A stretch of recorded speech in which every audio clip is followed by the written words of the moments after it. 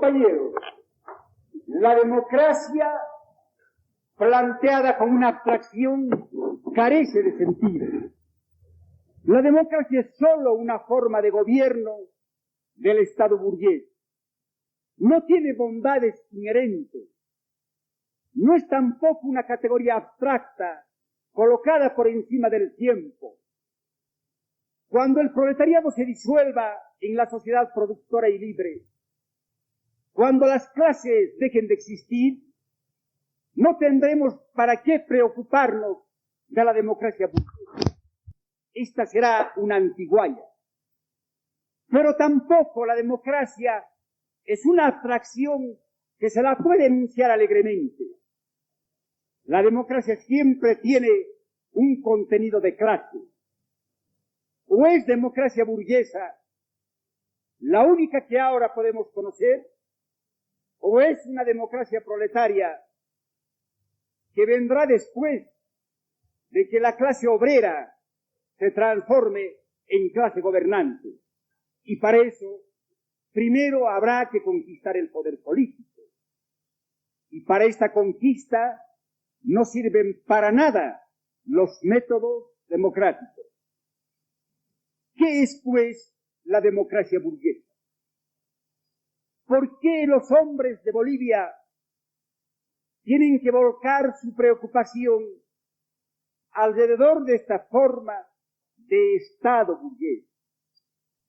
La democracia burguesa más perfecta, esa que impera en Inglaterra o Estados Unidos, no es más que una forma encubierta de la dictadura de clase de la burguesía. Es el régimen ideal para mantener a los trabajadores en situación de explotados.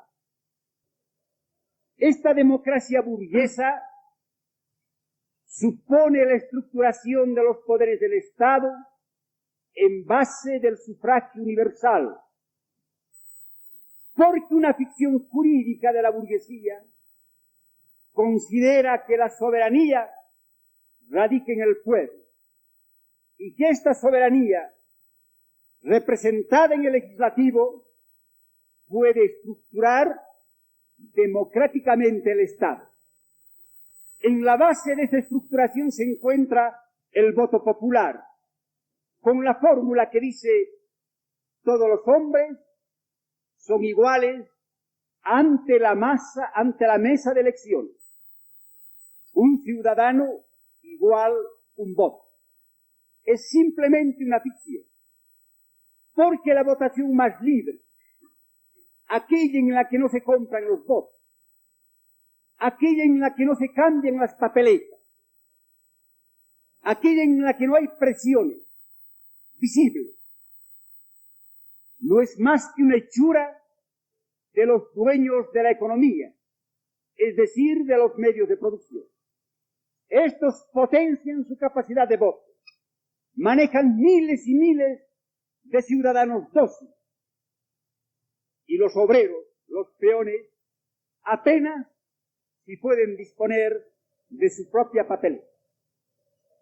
Esta organización democrática del Estado sería inconcebible si no existiese un poderoso parlamento que sea un efectivo poder del Estado, que cumpla sus atribuciones legales, que sea capaz de someter a los otros poderes a su voluntad, que obligue al ejército a obedecer la Constitución, pero además que pueda frenar los excesos del Ejecutivo.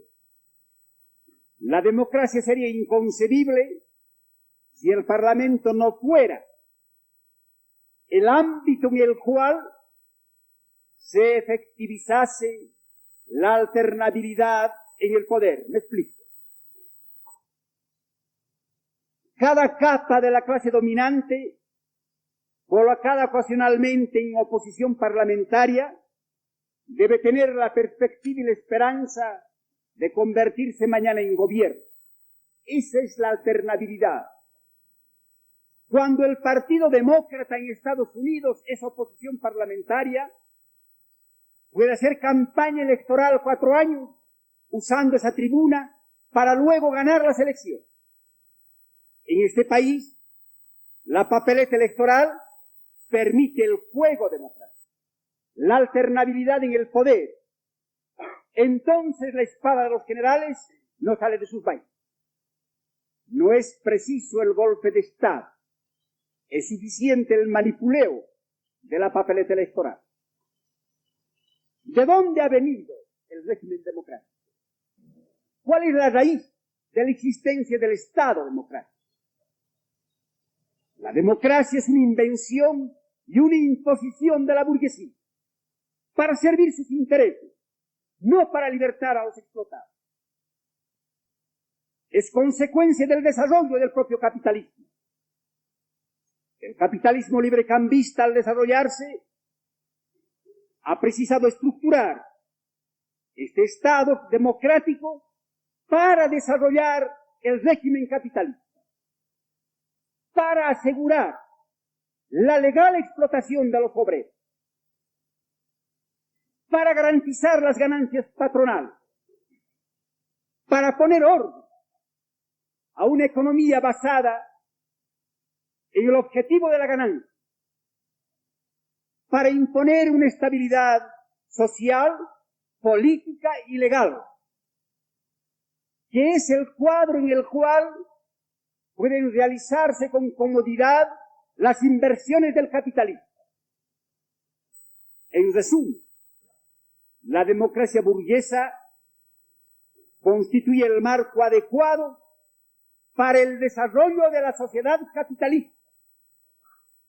Pero para que hubiese podido establecerse la democracia burguesa, antes ha sido necesario que se desarrolle el capitalismo, basada en la producción de mercancías, que esta producción penetre en todos los poros de la sociedad y las revoluciones, y sobre esa base material de la producción aparezca una burguesía revolucionaria, democrática.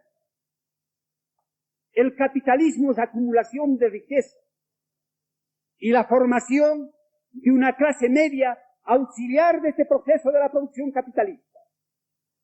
Clase media que debe enriquecerse con la riqueza del capitalismo. La base material económica de la democracia burguesa es este desarrollo de las fuerzas productivas, la existencia de un fuerte capitalismo en un país, y la base social de la democracia es esta clase media rica, con muchos privilegios, que quiere digestiones tranquilas, que quiere aprovechar sus ventajas, que necesita un país sin convulsiones, que la mayoría nacional vaya mejorando su situación económica de manera gradual y en el marco de la ley, que las transformaciones sean parlamentarias y no revolucionarias. La burguesía rica ha generado el movimiento reformista. Es esta clase media muy acomodada la que ha teñido de reformismo al movimiento socialista mundial. Quiere tranquilidad y evolución progresiva. Repudia las revoluciones. Por eso, esta clase media rica es un amortiguador en la lucha de clases. Allí donde hay clase media rica, obreros y burgueses chocan muy débilmente. Los problemas no se resuelven en la calle con la huelga, con la acción directa. Se resuelven en el Parlamento, gradualmente, porque hay plata para eso. No hay excesiva miseria en esos países. Pero no solo la clase media da al régimen democrático su ideología, también le da a su elemento humano parlamentario, Allí se reclutan los mejores parlamentarios, los ideólogos del parlamentarismo, y obligan a los marxistas y a los socialistas a someterse al Parlamento, abandonar la lucha de clases, abandonar la lucha violenta, para someterse al mandato de la ley, de las largas discusiones parlamentarias. Esas son las bases reales, materiales y sociales para la existencia de la democracia. Así analicemos la democracia, no como un deseo. Es absurda esa postura de decir, mejor es ser demócrata a ser totalitario. Mejor que nos dejen hablar a que no nos dejen hablar. No, no se trata de eso. Se trata de saber si aquí puede haber o no democracia. ¿Dónde están las bases? Los yanquis no nos van a traer base material para la democracia. No van a traer clase media rica. No van a traer un capitalismo pletórico y libre. La política de Mr. Carter, tan apegada a los derechos humanos, una política opresora e imperialista. Él podrá oponerse a un golpe de Estado. Él podrá imponer un gobierno. Él podrá arreglar las elecciones. Pero no puede modificar la estructura de Bolivia. Yo pregunto a los demócratas, ¿dónde encuentran ustedes una base económica para la democracia boliviana? Pregunto al mío, el más demócrata entre todos los partidos. ¿Dónde está la base?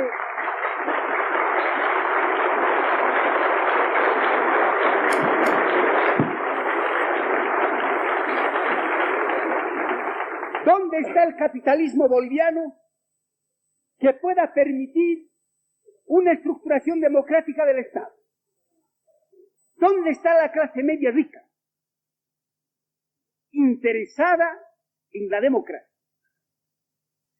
Yo creo, y el POR hace algún tiempo va desarrollando teóricamente esa posición, es decir, va justificando su política revolucionaria con el argumento de que en Bolivia solo hay un capitalismo de economía combinada, es decir, un pequeño sector estrictamente capitalista y un gran sector anterior al capitalismo, el agro, etc. Que Bolivia sufre dos males. Los males de pertenecer a la economía capitalista mundial. Soportamos las consecuencias de la desintegración del capitalismo imperialista. Por ejemplo, sufrimos las consecuencias de la recesión norteamericana, de la crisis del dólar. Nosotros, que no somos exportadores de capital financiero, que no somos metrópoli imperialista, estamos viviendo los estertores de una sociedad que se está desintegrando. Es el precio que pagamos por estar dentro de la economía mundial. Es el precio que pagamos por haber llegado tarde al banquete capitalista. Pero además, sufrimos las consecuencias del poco desarrollo capitalista. Y por eso nuestra clase media es miserable, mucho más pobre que el proletariado.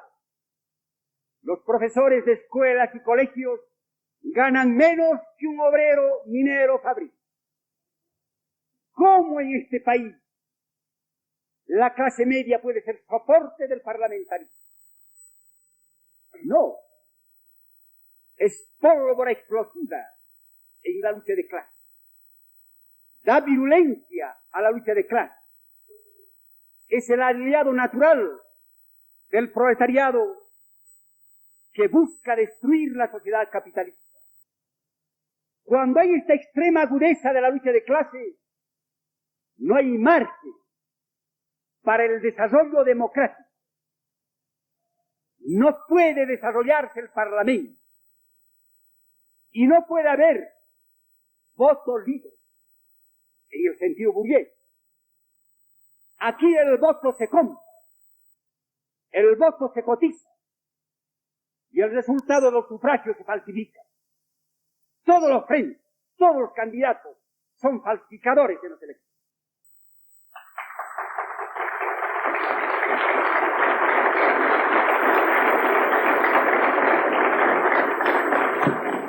Somos tan pobres en Bolivia que nadie se extraña que el candidato que llega a una aldea no ofrezca una salida política, ofrece una pelota de fútbol o camiseta. Ese compra. Los que quieren la pureza del sufragio solo quieren que no se cambie el color de las papeletas, nada más. La papeleta en este país, el voto en este país, le sirve al dueño del poder para perpetuarse en él, pese a su impopularidad. El gobierno de la dama, que sabemos, será apenas un instrumento en manos de la alianza MNR histórica. Y la figura nacionalista más gastada, más servil y más cínica, podrá ostentar mayor cantidad de votos. Como el Parlamento no es el escenario en el cual se pueda dar la alternabilidad en el poder de los sectores de la burguesía, este papel lo cumple la espada, no la papeleta electoral. Es por eso que el golpe de Estado está siempre a la orden del día.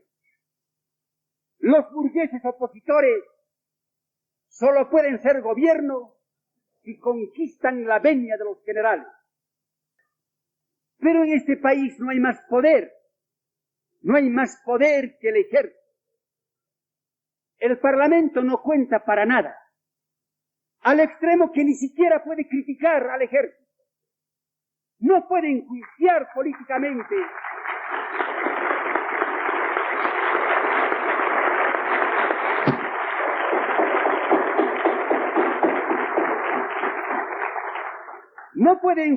políticamente a los generales.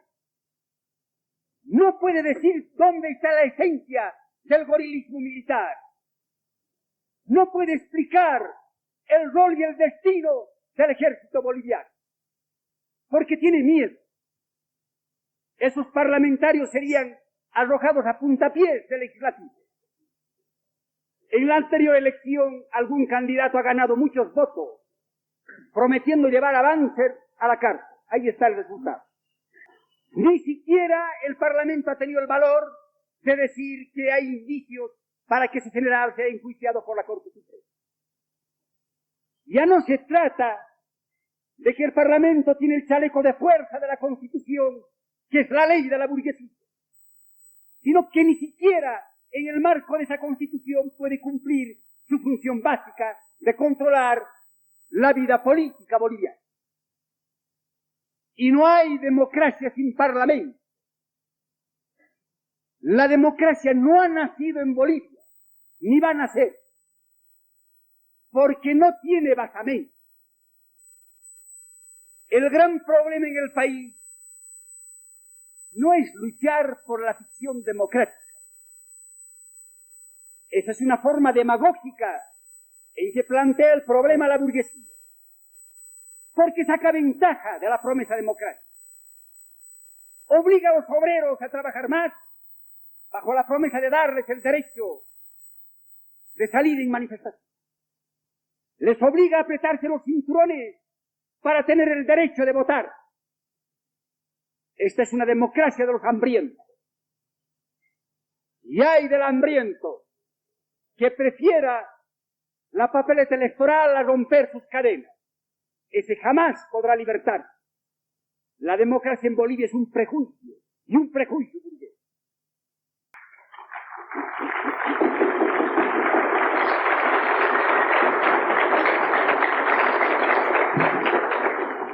El problema en Bolivia es cómo producimos más y cómo salimos del atrás.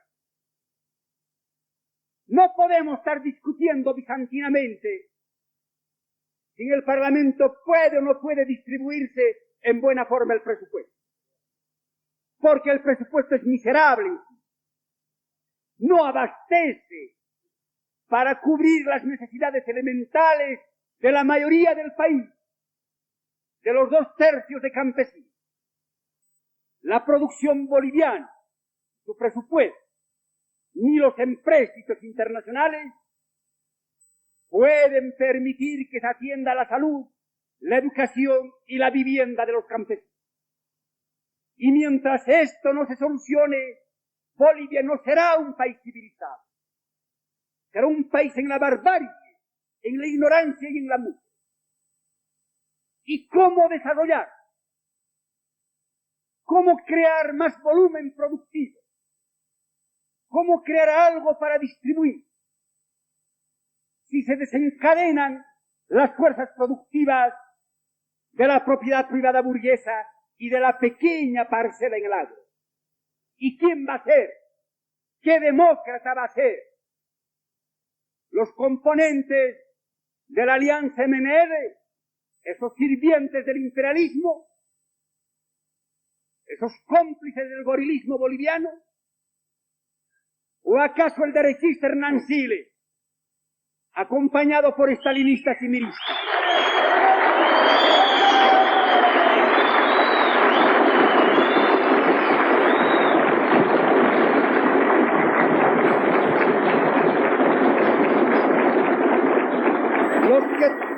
Los que todos los días piden venia en la embajada norteamericana al embajador de ese país, los que sirven a la empresa privada, esos no pueden traer desarrollo ni progreso a Bolivia.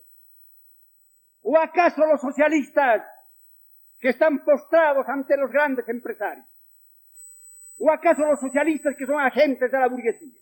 No. Aquí las fuerzas productivas solo podrán desarrollarse a través de métodos socialistas, no de métodos de la democracia burguesa.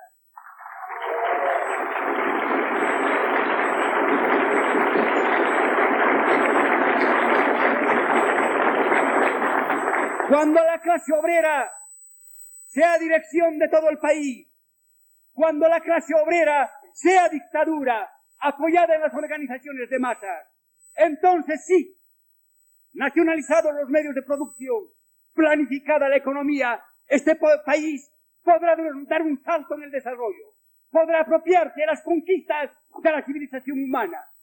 Para eso no hay que hacer democracia burguesa, no hay que hacer parlamentarismo, no hay que caer en el cretinismo parlamentario, hay que hacer lucha revolucionaria a la cabeza de los explotados.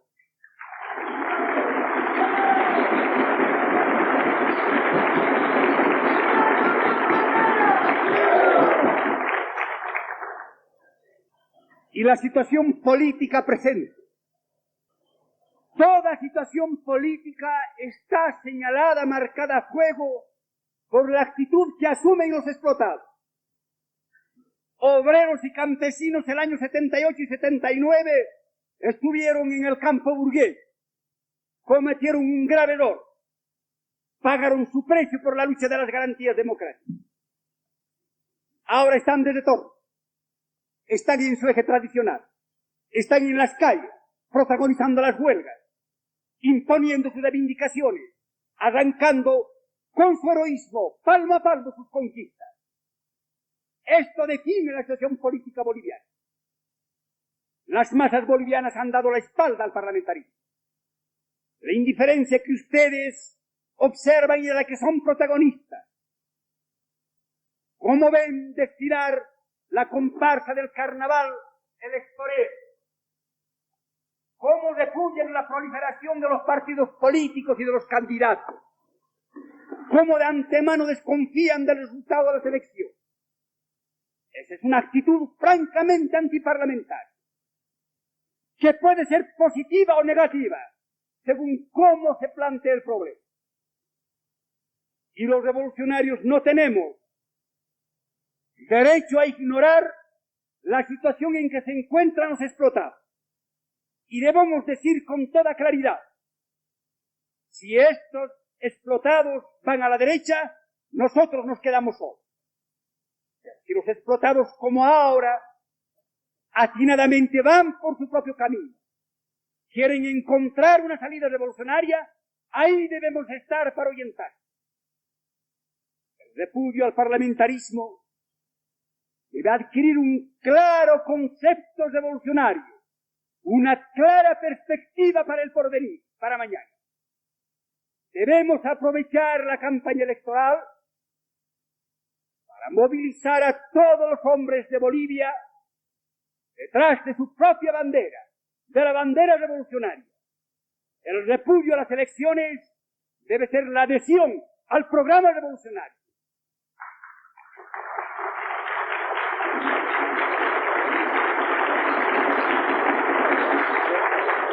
No la adhesión a los candidatos del caderismo electoral, no a los ociosos que quieren llegar al Parlamento para ganar sin trabajar, no. Debe ser la adhesión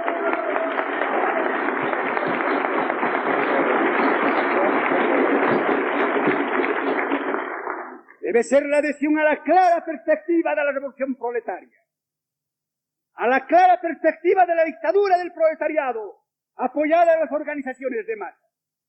Eso es lo que tenemos que hacer ahora. Movilizarnos todos detrás de esa perspectiva, detrás de los intereses históricos de la clase obrera. No detrás de quienes engañan a la clase obrera a título de dirigentes sindicales.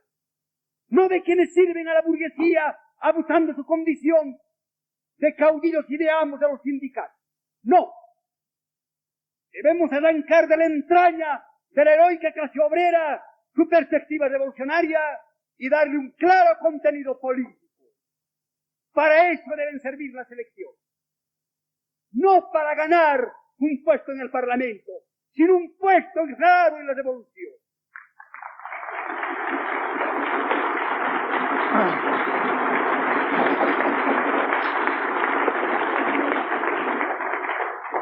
¿Cómo pues actuar en las elecciones? Sí, participar en la campaña electoral. No dar las espaldas a quienes están dudando del valor de las elecciones. Difundir el programa revolucionario. Y en el acto del voto, votar por un programa. No votar por un efigie. No votar por un ídolo. No votar por una máscara. No votar por una perspectiva de la clase y del país. Decir que vamos a acabar no solo con el capitalismo, sino con la farsa de la democracia.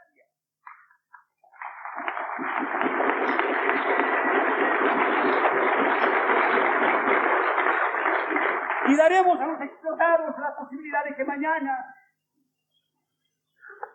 en sus propias organizaciones masivas, sepan ejercitar el derecho de la democracia, de discutir sus problemas, de resolver sus problemas y de imponer sus decisiones. Eso lo que ahora ya es poco. Perspectivo recuerdo, mañana debe ser una realidad. Pero compañeros, nosotros que no creemos arrancar con sus manos las conquistas democráticas, las garantías democráticas, movilicémonos para tener el derecho de hablar, el derecho de discrepar, el derecho de trabajar y de conquistar un mejor salario. Pero conquistemos esas garantías en las calles a través de la acción directa, el método propio de los explotados.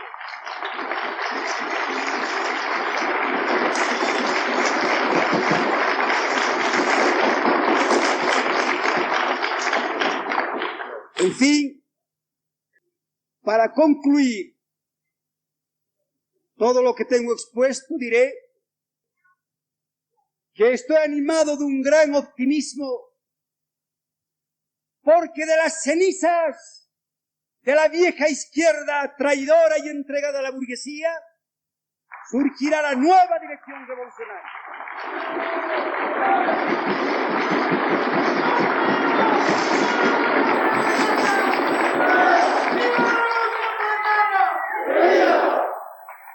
Crítica severa y despiadada a quienes, han abandonado su programa y sus posiciones de clase, a quienes han ido a servir a la burguesía, a quienes se han convertido en agentes de la clase dominante.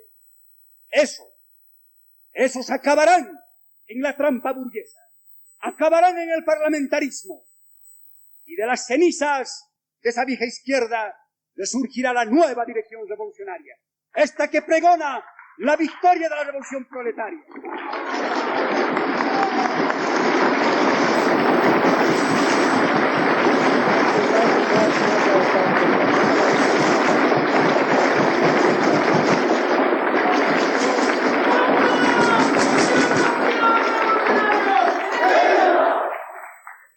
Compañeros universitarios, en vista de que el movimiento de izquierda revolucionaria no se ha hecho presente, no sabemos por qué motivos.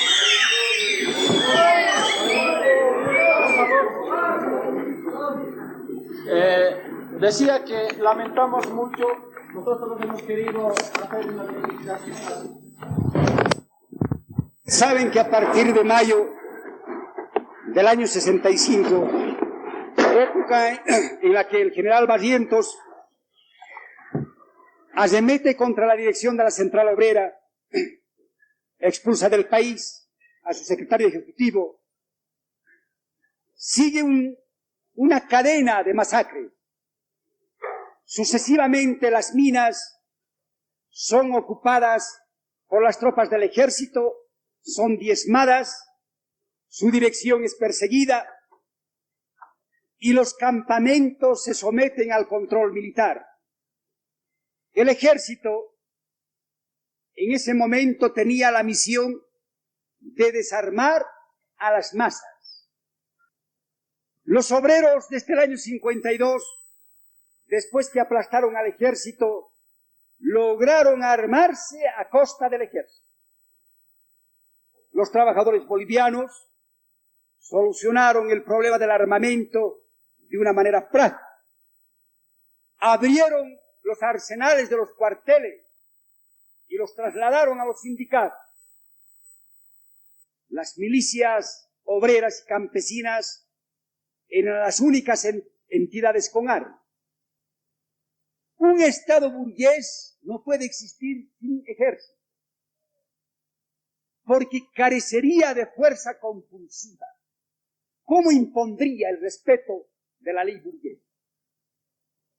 Los americanos asesoraron a los nacionalistas y les arrancaron la reorganización del ejército. Y Paz Extensor, Hernán Siles y Lechín firmaron la autorización para abrir el colegio militar, el semillero de los gorilas. De estos queremos ahora.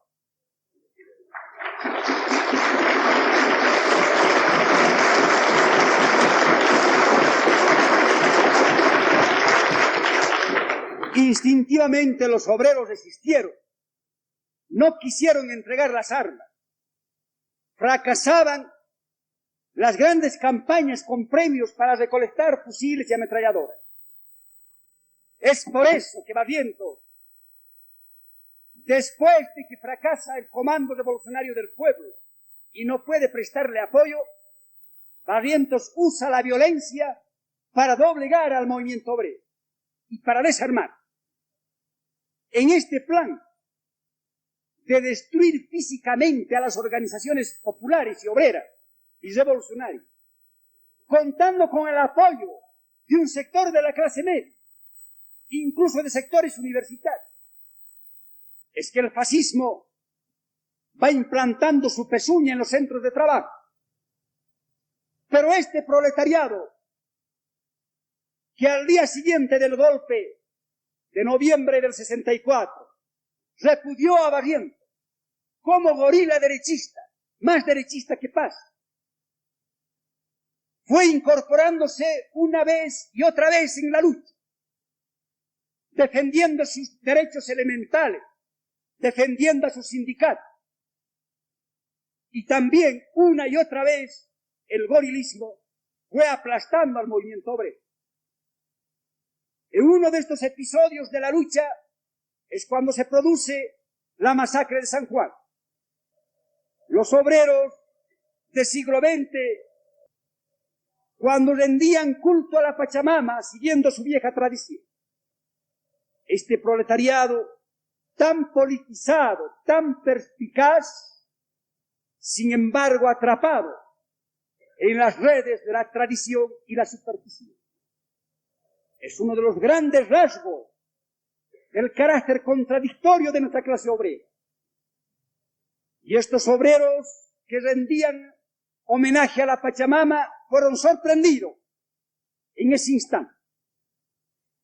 Las tropas sigilosamente desembarcaron en la cumbre de Cancañiri y se fueron deslizando hacia la zona del sindicato, donde fueron masacrados.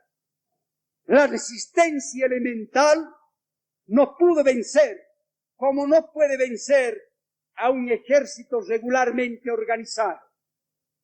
Para eso será necesario destruir internamente ese ejército. No había tiempo ni posibilidades para que esto sucediese.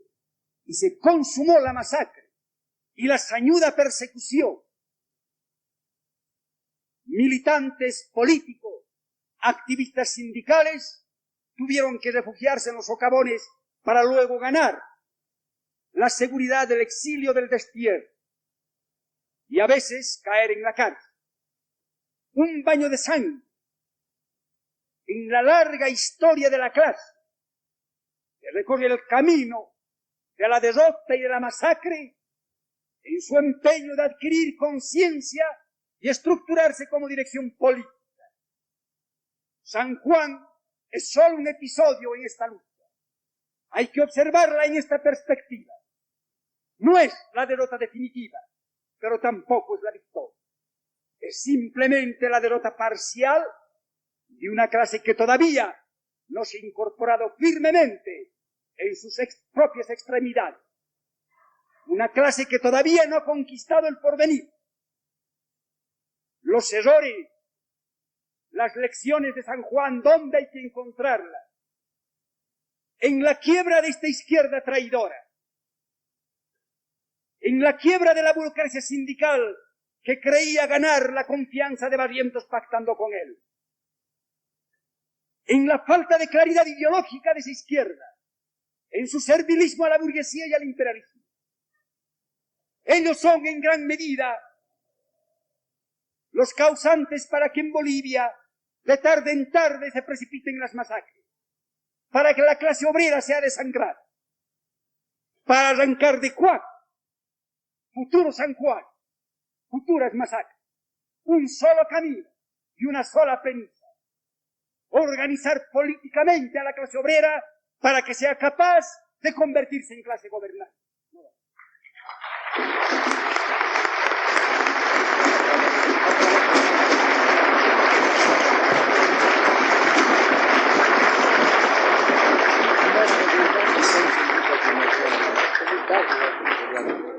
Compañeros universitarios, el Centro de Estudiantes Mineros lamenta otra vez la no presencia del movimiento de izquierda revolucionario.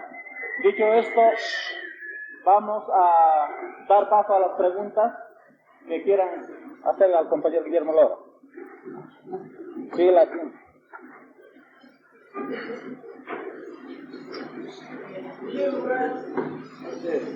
Yo voy a tener a hacer dos preguntas a la a lo largo de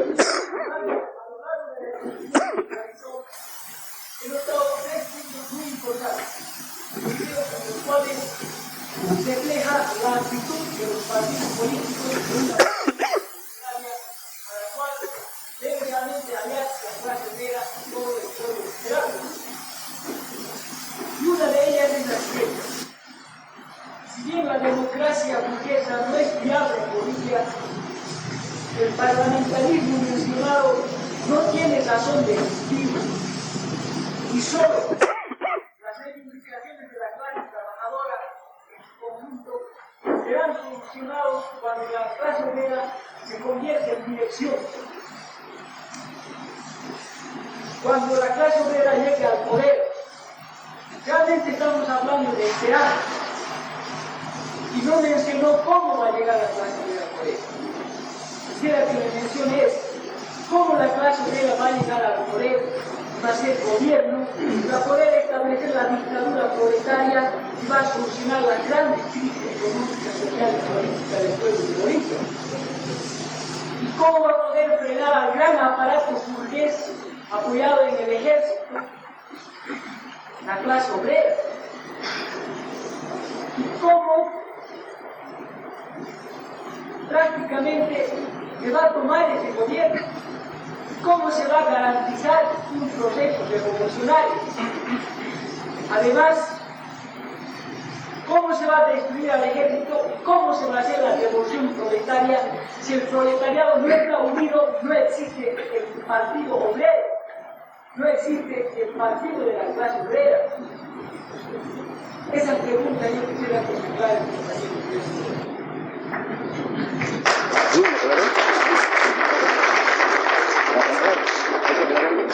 ya. ¿Has anotado? Ah, ya.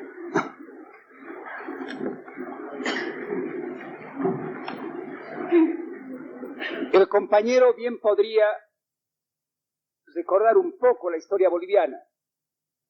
¿Cómo se llega al poder? O en otras palabras, ¿cómo se hace la cosa? No es ciertamente una receta. La clase obrera boliviana ha señalado el camino práctico de cómo se llega a la revolución a través de la estructuración de los órganos de poder de las masas. La revolución significa la destrucción del Estado burgués con todos sus pilares de sustentación y su reemplazo por otro Estado, por el Estado proletario. Pero ¿dónde están las bases de ese futuro Estado proletario? Las bases materiales están en estos órganos de poder que ya son gobierno obrero interno. Es el camino de la Asamblea Popular. Las masas obreras, sin esperar el consejo de los teóricos, han arrancado de sus entrañas de manera instintiva este organismo que puede permitirles, al desarrollarse, destruir el Estado imperante. Pero ¿y cómo destrozar el ejército? El sustentáculo del Estado actual. El ejército es una criatura de la burguesía, de organización vertical, de severa disciplina, que ahoga la opinión y los sentimientos de su ancha base social. Pero es una criatura de la lucha de clase, un protagonista y una víctima de la lucha de clase. Esta clase obrera, convertida en dirección nacional, no sola, a la cabeza de las masas no obreras, que estructura sus órganos de poder, este ascenso revolucionario va a penetrar en el ejército y se va a expresar en su seno. La lucha de clases va a tener una clara expresión. Apoyado en soldados, clases, jóvenes oficiales, la clase revolucionaria debe lograr fracturar internamente el ejército, hacerle perder su capacidad de fuego. Es el momento de la insurrección, el momento en el cual el pueblo encuentra sus armas. Y la clase obrera y el poder, ¿cómo soluciona los problemas?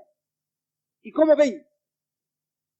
Hasta ahora no hay una boleta de seguro para hacer la revolución.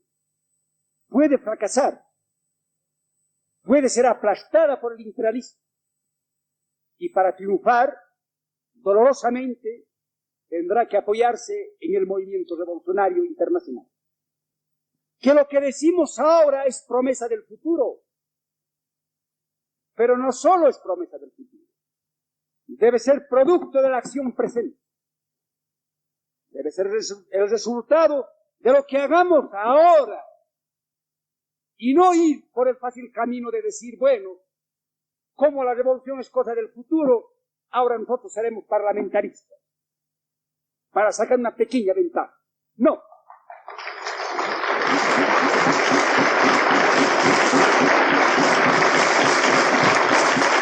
Debemos unir la lucha táctica del presente con la perspectiva estratégica.